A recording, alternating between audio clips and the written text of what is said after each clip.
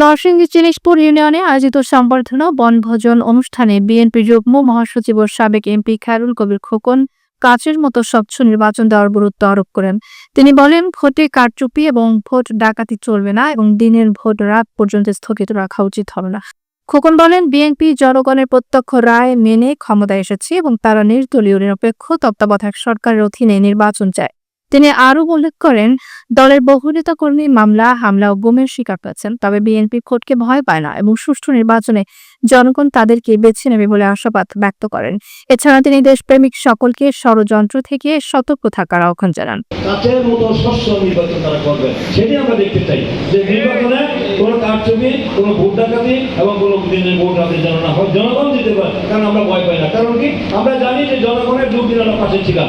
আমরা বিগত দিনে বিএনপি যতবার ক্ষমতায় আসছে ততবারই কিন্তু জনগণের প্রত্যক্ষ রায় মেনে নিয়ে ক্ষমতায় আসে। পিছনে দলটা যে কোনো ষড়যন্ত্র কারচুপি করে ক্ষমতায় আসে নাই। অনুষ্ঠানে চিনিশপুর ইউনিয়ন বিএনপির সভাপতি আওলাদ হোসেন, যুবদলের বিভিন্ন নেতা এবং এলাকার কয়েক শত মানুষ উপস্থিত ছিলেন।